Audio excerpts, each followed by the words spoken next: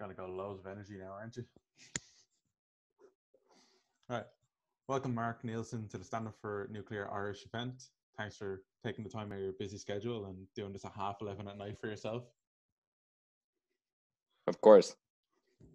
So we'll start off first with our very first question, which is, who is your idol? And when you fight for nuclear power, who are you thinking of? So a gentleman by the name of Marcel Boiteau. He's French. He's 98 years old. He's still alive by God's grace. When he was a kid, he got recruited by the Vichy regime to fight for Germany on French soil. So he escaped by ocean and he went to Italy, where he shot Nazis all the way back up into Germany. Then when he went back to France, he studied and became one of the foremost electricity economists ever. As in, his work is still cited from the 50s. His work is still cited in the academic journals because he did foundational work on the pricing of electricity and the economics of electricity grids. He became the head of EDF Energy, a little-known outfit in charge of France's expensive and dirty fossil fuel energy. Then when the French decided that they had no coal, no gas, no oil, but they had ideas, it was Marcel Boiteau who won an internal battle against the CEA engineers who wanted to continue the gas graphite program in France. You know, like Britain did, all their reactors are crumbling into dust now. That's because Britain continued their gas program, whereas France, led by EDF, led by Marcel Boiteau, went for a standardized, Frenchified Westinghouse build-out that ended up becoming one of the only examples that proves to us that human societies can, in fact, get rich and successfully decarbonize at the same time, thereby putting the lie to the Malthusian degrowthers who try to influence policy and the people who think that we have to do it by untried, untrue methods, and that if we just do enough research, some miracle will pop out and save us all. No, Marcel Boiteau standardized the French PWRs. He enforced extremely rigid discipline against design changes mid-construction series.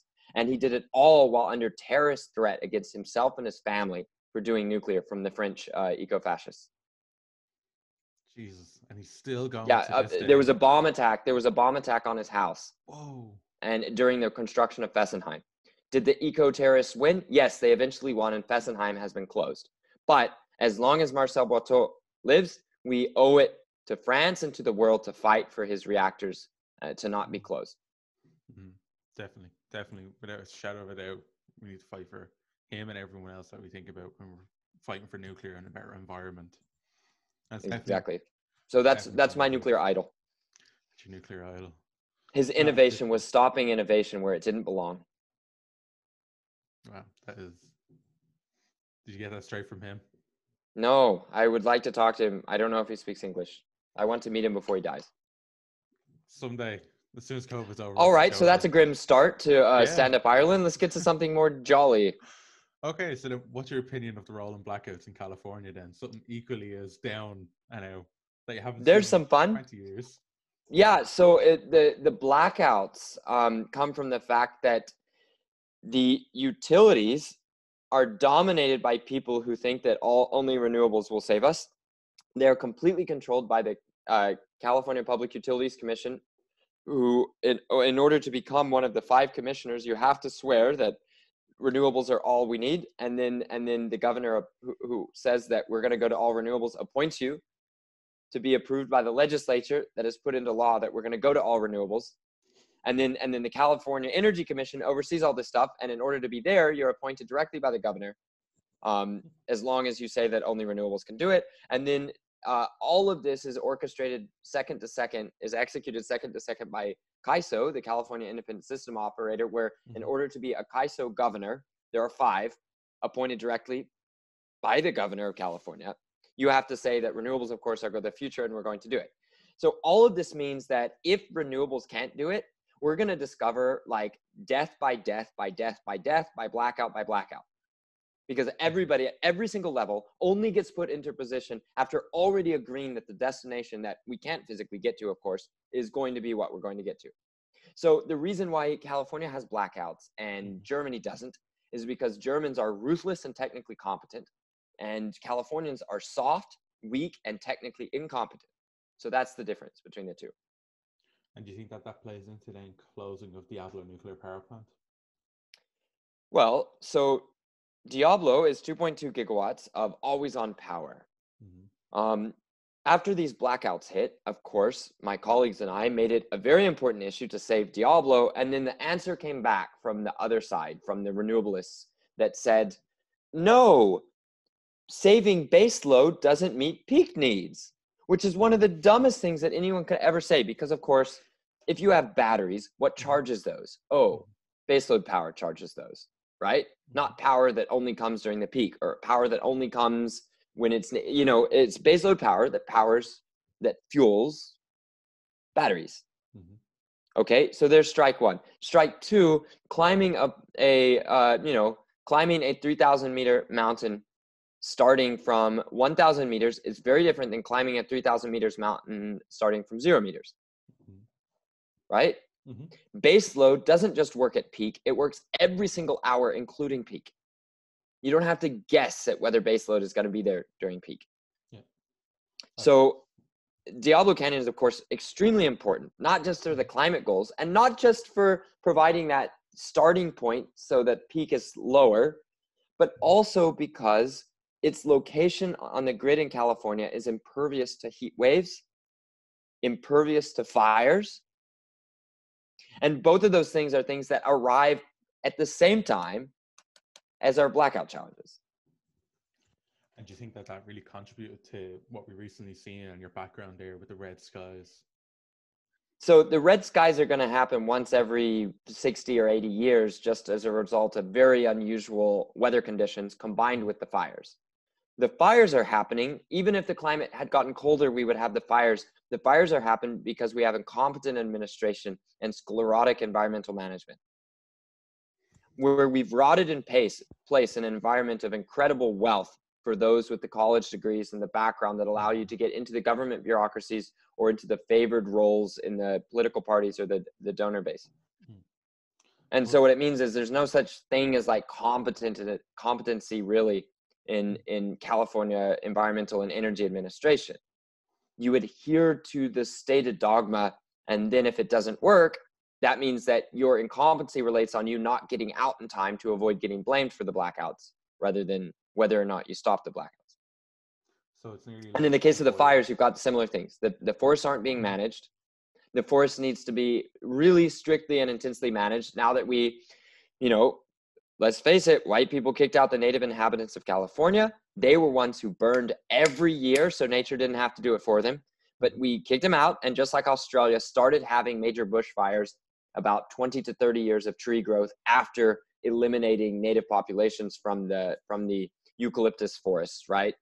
We're going to have the same thing happen continuously forever until we manage our forests. There's got to be rain. There's going to be fuel buildup. It's going to dry, and then it's going to burn.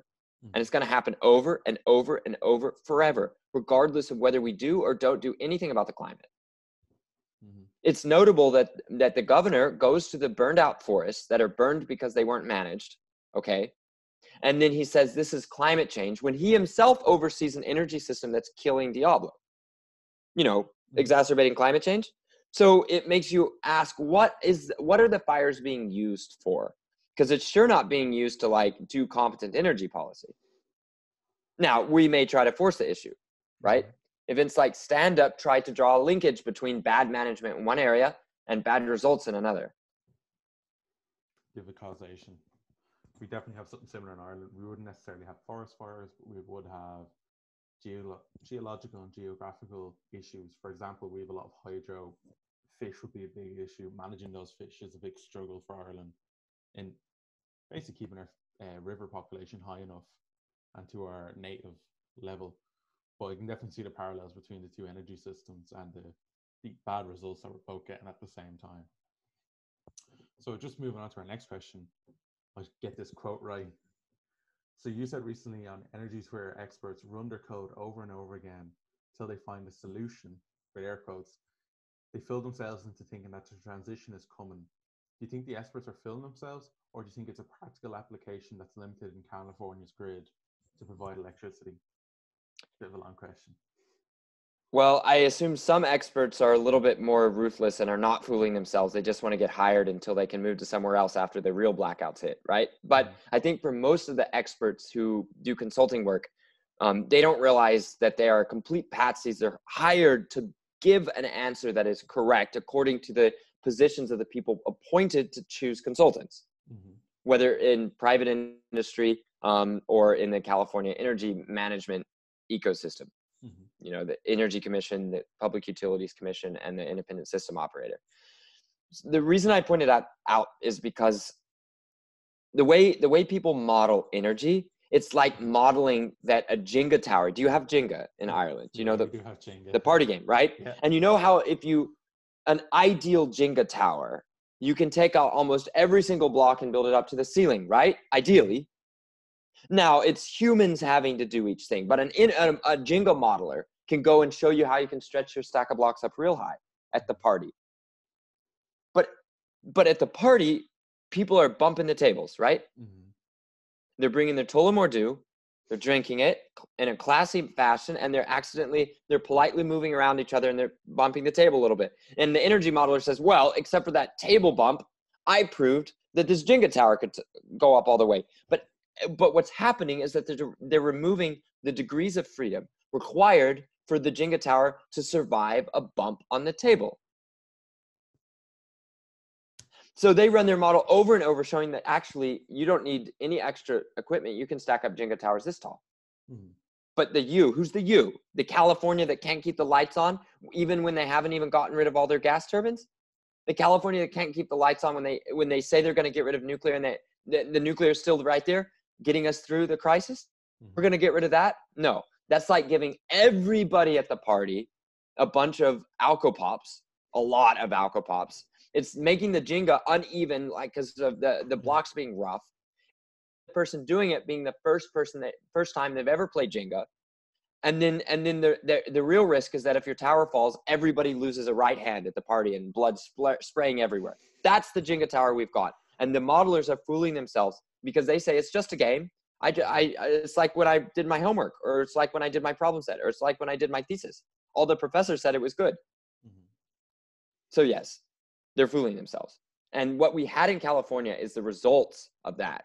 In Germany, they've got an ability to shunt a lot of the power through the neighboring countries, so they don't have to finish building their own transmission. They've got the ability to just turn back on the coal plants, which they aren't getting rid of.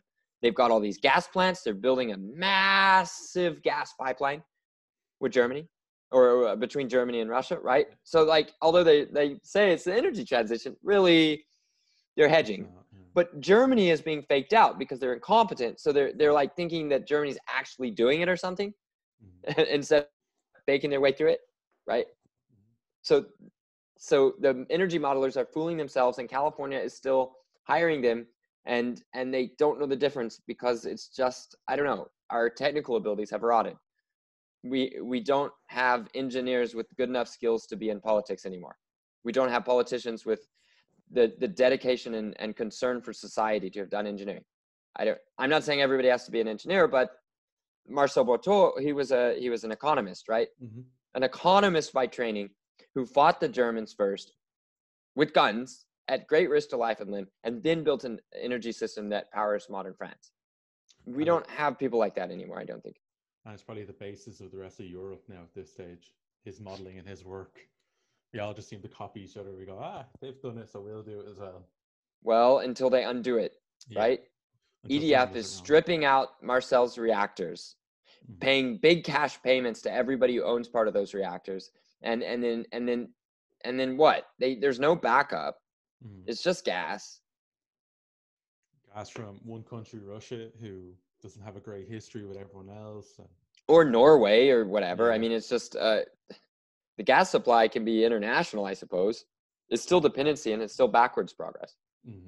Definitely. And would I be right in saying that in Ireland, I'd go on a limb here and say 90% of our politicians are lawmakers. Their background's legal.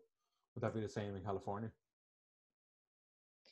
Yeah, for the most part. I could survey it, but I guess the problem isn't people having an education in law. It's people fooling themselves into thinking that texts are reality or substitutes for reality or substitutes for experience. And they're not. I regularly find people who are, I would think, which are like well-educated energy analysts, and they say things and you're just like, that's physically not true. I see why you were confused by your own definition that you chose arbitrarily because somebody else used that word, like baseload. You don't know what it means. You've just used it. Baseload isn't something that's left over from the old energy system. Baseload we are baseload. Energy demand is baseload. There are power plants that operate very well round the clock. We call those baseload, but that doesn't mean you can just use that word however you like. To say baseload doesn't meet peak needs. So only a lawyer could say something like baseload doesn't meet peak needs because they play around with definitions.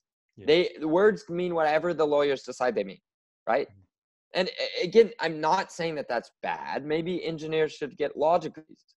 Yeah. I'm saying that in the end, nature wins. In the end, the physics wins. There's no fooling it. Yeah, there's no second guessing it. Right. It's always going to win. And it has its rules. It's always going to win. You have to play by right. And you get grid regulators and grid operators around the world begging politicians to listen to what they're trying to say about what's coming with variable renewables. And the legal guys, unless they have some weird bias, ideological bias against renewables, they can't listen. They can't hear it. It's they're deaf to these sounds. I wonder who's paying their paycheck. Sure, but they might do it for no pay. What I find is in a lot of countries, like in Canada, the amount of money required to get awful outcomes corruptly is just almost none at all. They're just so nice or something. And then in California, almost all the corruption that appears to happen appears to be legal.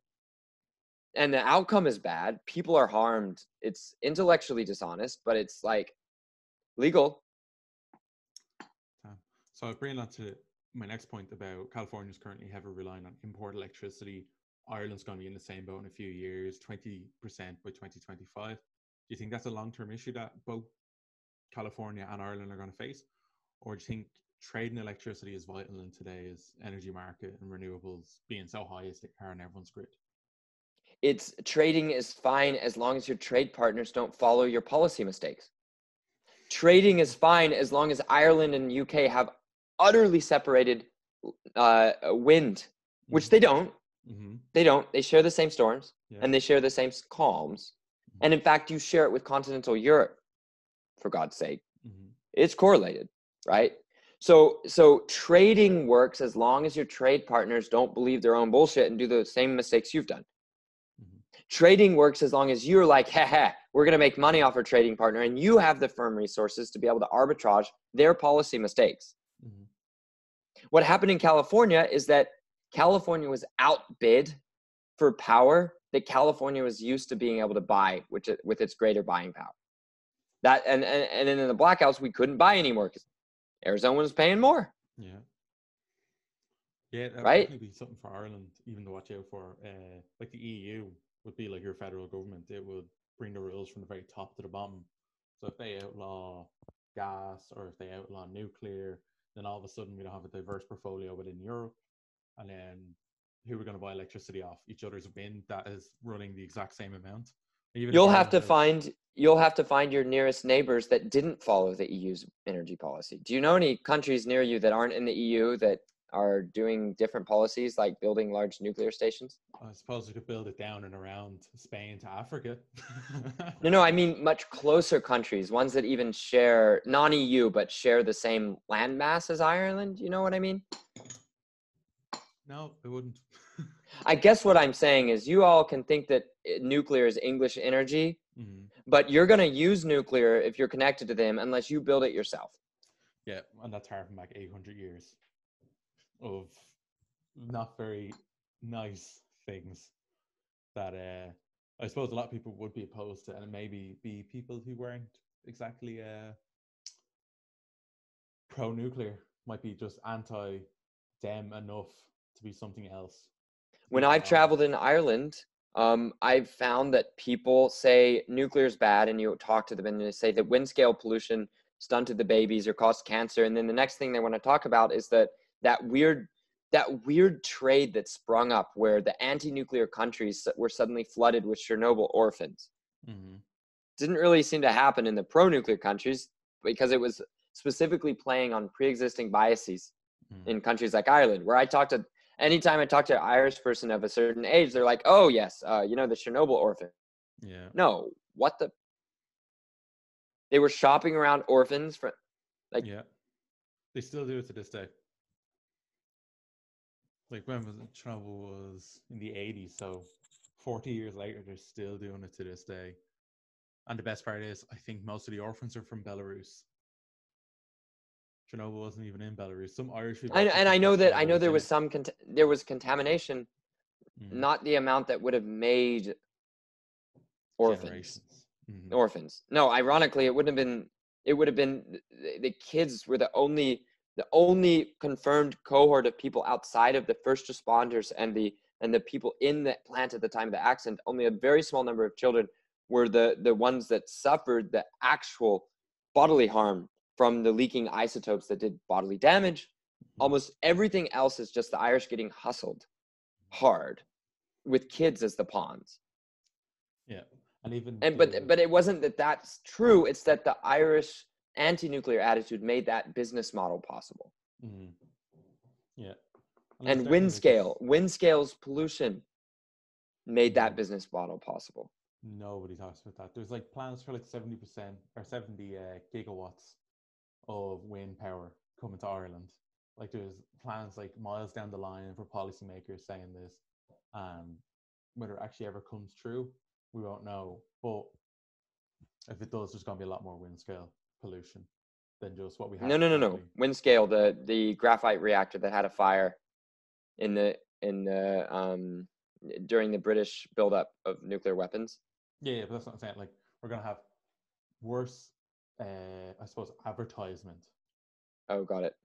Of like, we'll be, we've 70 gigawatts of wind. We can export all that to France. We can export it to the UK, where we could just build one reactor and replace, 40 wind turbines and avoid having like, all these other issues. Ireland, though, I suppose we'd need like a PR campaign nearly just to repair the damage that was done for the older generation. The ones who remember the likes of Sellafield, which would be the closest reactor to Ireland. Right, and the Sellafield is the wind scale incident I'm referring to. Yeah. But I'm referring to they had iodine tablets shipped out to them after that. That kind of, I think, put a lot of people on edge. And the iodine tablets are a favorite tactic where anywhere around a nuclear plant, if you want to try to breed fear and distrust, especially among new arrivals, there's the iodine tablet hustle, where you send them around to everybody and say, oh, you'll need this when your meltdown happens. Yeah, no doubt there will need to be some kind of education campaign. But just as you, Lee, are undertaking this project, this interview, this campaign in Ireland, you'll find what we find around the world, which is there's a massive age gap. Mm-hmm. There's a massive generation gap in those who are truly deep down afraid of nuclear and would see almost any level of catastrophe and damage come to their country and their environment rather than consider nuclear. Mm-hmm. And then those young who are just saying, wait, it's obviously best to do nuclear. Why would we not? And you're almost certainly observing this split among your mates and your school leaver group already. Yeah, it was without doubt. Even the likes of Bjorn. Bjorn's in his 40s. We interviewed him last week, and he's pro-nuclear, but he was even saying like the older generation than him would be anti-nuclear. In Ireland, his generation would still be anti-nuclear. It's kind of almost 30 and below. You can nearly draw a line. Right. That pro or anti-nuclear. Of course, there'll be some discrepancies within each population, but for the most part, that's the way it works. And yep, I think that's true around the globe. So it's not just us. We're not crazy. No. So then we've touched on it a few times, but what's your opinion on the baseload problem that we've forecasted to come in California? Like, what do you think would be the result of it, and then what do you think the solution of it could be? One result and one solution is that we're going to save Diablo. Mm-hmm. Another result that we will see is that all the worst gas plants will be kept online. The dirtier, the longer it will be kept, because the more critical to the grid. And if it's survived this long while being a dirty gas or oil plant, it's going to survive even longer, because it's even more. The need for that plant increases as other plants drop off, or as we attempt to go further towards our renewable goals. Every single plant that isn't based on God's will become dear to us. It will hold up the sky, and we will not be able to get rid of it. Just a few days ago, it became a news item that one of the gas turbines down in Southern California has been leaking methane. Now, methane isn't toxic, but you don't want it leaking, and it indicates bad management. And people are calling for it to be shut down. There's going to be an immense amount of pressure. It will be ideologically correct to shut it down. And if it's shut down, people will die. That entire area, the West LA Basin load zone, has a severe energy deficit problem because the powers that be killed San Onofre nuclear generating station, the anchor plant of that area of the grid. And so now we're down to only bad options because the clean baseload plant was shut down. So are we going to replace that? I don't know. We have a lot of extreme pain and extreme election results, therefore, coming, and anything may be possible. So you say it's I know that the California coast will remain one of the areas of the grid where you could actually potentially justify building a nuclear plant just because of how expensive electricity prices are going to be in those constrained zones in the future. So yeah, I mean, the other thing is just to build a lot more transmission lines with political resentment and environmental destruction. Why? Because we can't get our act together and provide electricity where it's needed. There are going to be people saying decentralized grid who insist on hundreds of billions of dollars worth of centralized transmission under the control of a centralized control hub, right? And they'll call it decentralized only because it spreads across natural environment. They'll say, oh, it's decentralized. See, it killed entire species. That proves it's decentralized. See how it's spreading across the national park? And they'll say, oh, that's it, decentralized. And then they'll need it controlled by a single operator 1,000 miles away, because if it doesn't come into LA, people will die. And they'll call it decentralized. Why? Because the words mean nothing to them. The function of the grid means nothing to them. The physical truth means nothing to them. And they'll hire whatever modelers are willing to say operation of a decentralized grid, even if it's not decentralized. And they'll hire whichever modelers consistently produce the correct results. Yeah, and it's definitely something that we did anonymous Q&A. We got about 120 questions. You had some repeats. But one of the questions that someone posed was, why don't we build a nuclear power plant? Ireland, why doesn't Ireland build a nuclear power plant in France, build an interconnector from Ireland to France, and then import the electricity that way? And I get what they're saying, and it's maybe someone who's coming from a good place who's saying, I might have an out-of-the-box solution. But I don't think they'd understand the complexity of, number one, giving France all that money to build a nuclear power plant and then being like, please don't mess it up for us. But we need to get everything from it back to Ireland. Where at the same time, we could do it in Ireland with French operators if we wanted. We could just pay them to come over and be so much cheaper and not have to build a very expensive interconnector. But Lee, think about it. You can call it the Viking link or the Celtic link, and you can build it in Brittany to Ireland, and you can have this sort of ethnic pride thing.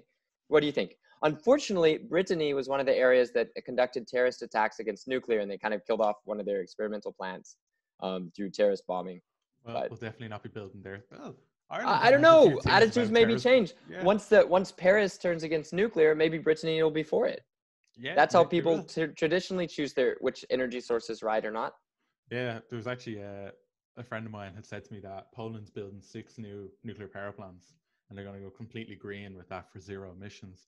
And he suggested building an interconnector from Poland all the way across to Ireland. And I kind of said, it's not really how interconnectors work. Like that would be going across the UK. Like even if you went down and around, like it'd be the longest interconnector in the world. It'd be faster connecting it to America. Look, they're halfway to interconnecting the correct ideas. You just Yeah. help them interconnect the correct ideas so you don't have to build a 1,000-mile interconnector. Mm-hmm. That's it. We'll build it in the UK. Actually, one idea I had a while ago to get around the legal areas was to build it in Northern Ireland, which is technically a different country. And It's just even put a it different trade block. Yeah. So technically we could do that and just one interconnector down Ireland, and that's it. That's all we need. But Right. Why don't you suggest that and see how that goes? yeah, I'll see how it goes to the higher ups of Ireland and the higher up of stand up for nuclear. So that brings us on to our very last question, which is Ireland wants to be net carbon neutral by 2050. It wants to have 70% wind, which is going to be a mix of onshore and offshore, and we use fossil fuels to match the rest of the demand. We could use a single 600 megawatt electric reactor to replace all of our fossil fuel plants in that scenario, and yet we choose not to. Do you think that Ireland should really be considering something else besides fossil fuels going forward? And keep in mind, carbon capture is way too expensive over here. It's like 8 or 9 times the price it is. I think Arizona looked into it and it's 8 or 9 times the price of that. So can't use that. That's the only situation. So I can't look forward and tell you who's going to bump the Jenga table at the party, but someone's going to bump that table, and they won't need to bump it hard for this kind of plan to be ripped out in one meeting of whatever national deliberation body sees it as life or death to undo the policy mistakes of the previous body. Right? I don't know when it's going to happen. I don't know at what point, 50%, 40% penetration of wind? Not sure.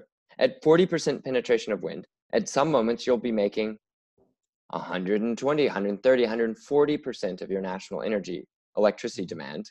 And at other points, you will be making 5% of your demand. It will be that spiky, and it will be offshore and onshore. And worse, it will happen during particular weather events that actually induce higher demand.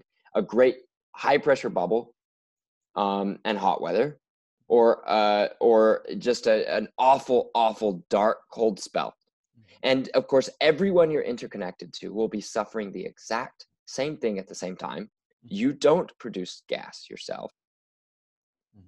So yeah, I understand your framing of the question. The laws are written in such a way that you're going to march off a cliff and you don't know when. Yes, you should very much be pursuing reactors, whether that's 300 or 600 megawatts or even a single large one. You should be pursuing. And I think that that Stand Up for Nuclear Ireland is an important first step. If nothing else, for getting the young people to realize that your futures are being mortgaged. Now, you're being signed up for things that you're going to have to pay for that won't even deliver the answer to keeping first world quality life. Something will have to give. So if you're asking, should you do nuclear instead of a big trance of fossil fuels? Well, yes, you should do that and more. Yeah, it's definitely something, and I think a lot of people in Ireland would consider maybe to have a good understanding of how our electricity grid works. But recently we changed it over to ISEM, which is an international market agreement between Northern Ireland, Republic of Ireland, and then the rest of Europe. So we can buy into the European energy market, which we couldn't really do before. And now all of a sudden people just want to buy electricity from everyone else. And they don't understand that if we have problems, they have problems too. We're not that far away. Like weather-wise speaking. And a lot of people in Ireland would then say, well, wind will always blow and sun will always shine. And they don't realize that we don't say it's as reliable as the Irish weather. We say it's as unreliable as the Irish weather. Like we can walk outside carrying an umbrella, wearing a t-shirt, and have a hoodie with us just in case it rains or gets cold. Right. As opposed to every other place in Europe, which has almost identical phrases in their own local earthy tongue that say the same thing, which is in conclusion, because look, I'm from Oklahoma in the US, where we have all these phrases that are like that. You know, we got all this extreme weather, and then you find that almost everywhere is like that. Yeah. Because that's weather. You can't predict it. Or worse, if you try to rely on it for life and death, even tiny problems in prediction lead to mortal difficulties. That's your Jenga tower, right? Yeah. As long as you don't pull out any blocks, you can bump the table pretty hard, can't you? Yeah. But then you get one little tiny thing that you take a wrong block out, and all of a sudden it collapses. Exactly. Everyone's not ready for it. Yep. But thanks for all your technical information. Now we're going to Yeah, have of some course. fun. See how fast you can answer these Sure. for our rapid fire round. Right. First one is favorite ice cream flavor. What's yours? Strawberry. I'd like to enjoy the best strawberry ice cream, knowing you'd know where to find the good strawberry ice cream because it's your favorite. So we'll share it together. Okay. You come to Ireland, we'll go probably to Murphy's, and then we'll get that. Strawberry. Strawberry, yeah. That's my favorite flavor. Whatever yours is, and you show me where to get the good stuff. We'll show you exactly where to get it. Coke or Pepsi? Coke or Pepsi? I think I probably have to go with Coca-Cola. Oh, yep. True American. I'm from the South in the U.S. Yeah. It's in fact, Coke is slang for inclusive drinks like Pepsi. Ours is the same. Uranium or plutonium for reactors? Or thorium? Ooh, bold. Well, all that plutonium started as uranium, so I'm just going to go with uranium. That's a catch-all, because all the thorium turns into uranium. Right, boiling water or pressure water reactors? PWR large, BWR small. Okay, that's a good catch-all. Hydrogen or biomass? Hydrogen, because you could make that with nuclear reactors and not have to dedicate, like Germany dedicates something like 7% of its land area to a corn crop that provides a very small proportion of its primary energy. Disgusting. Yeah. And Ireland's favorite thing was we were going to convert our peat plants into biomass plants and import the biomass from Australia. Makes Classy. It makes no sense for emissions. If you had a time machine, would you go backwards or would you go forwards? I would sit, admire it, and sell access to other people. It's a cop-out answer. It's not. It's business, Lee. Okay, and it's staying alive. Okay, well then, is that your dream job? Because the next question is, what's your dream job? Time machine ride operator. Yeah. Come on. You must be this tall to ride into the future and meet your future self and get murdered by it. No, my dream job, I'll be quite frank. My dream job is doing exactly what I'm doing. No longer 11:30. It's now 12:15 a.m. and I'm helping you make a difference in Ireland, where the odds are stacked against you so much, right? But you're trying. Yeah. And all I have to do is record a video with you, and you have just a little bit more success. I hope. I flatter myself. That makes this my dream job, Lee. Could end up being hated by this video, but we'll find out soon. I'll take the risk. Sure we won't. Which annoys you more, fake facts or ignorance to facts? Fake facts. They're usually peddled by people who are not just wrong. They are usually judging other people for not being as smart as him, and it's disgusting. Like those energy modelers. Yeah, that's exactly who I was thinking of. I was like, I'm going to destroy them all. Yeah. Okay, Android or Apple? Android, just because I'm allergic to being trapped into systems. On a scale of 1 to 10, how cool do you think you are? 0. I'll give you a 10. I'm so uncool. I don't even fit on the scale. Oh no, so cool you don't fit on the scale. You go back to the start. Yeah, but you haven't seen me turn my head. I don't have a mullet, and until I have a mullet, I can't be cool. Jeez, who are you trying to be, Billy Ray Cyrus? Why not? I suppose Oklahoma, close enough. What nuclear power plant do you really want to visit in the world? Oh gosh. Yeah. I mean, I assume based on the question that it's not one that I've already been to. No, you're not allowed to have been to it. That's my new one. Because Diablo is worth a visit, even if you couldn't go to the nuclear plant. It's just an extraordinary place. Mm-hmm.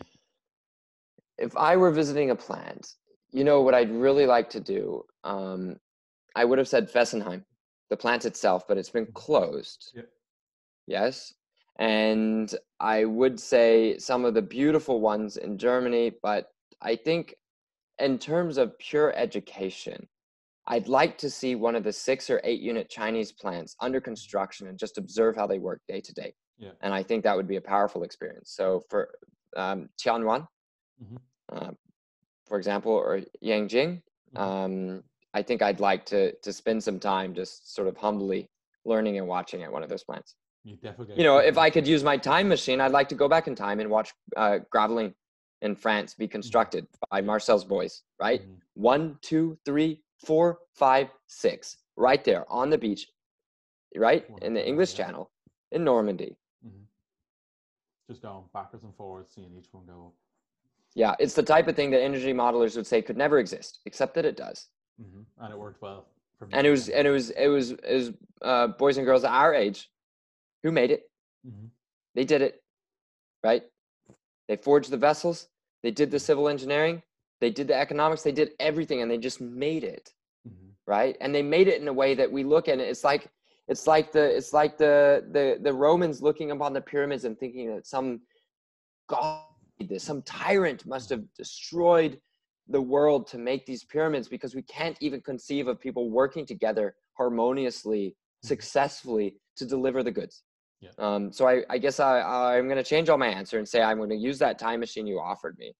And I'm going to go back in time, and I'm going to see Graveling under construction. That's a good answer. 2-1. And the very last rapid fire question is: do you work late at night best or early in the morning? Doesn't matter. When stand-up happening? Stand-up's happening round the clock. This is stand-up season in September. I go whatever hour I'm needed. Yeah, exactly. Getting a call at 5:30 in the morning off the Philippines saying, when are we doing this call? It's never stopping. Opening call, 6 a.m. It's 5.5 hours. Oh, God. Good luck to you. Well, thanks very much for all your input, and the Jenga analogy was perfect. It was really good. So thanks for being involved in the Irish Stand Up for Nuclear event. Yes, and best wishes to you, Lee, and to all your crew. Thank you.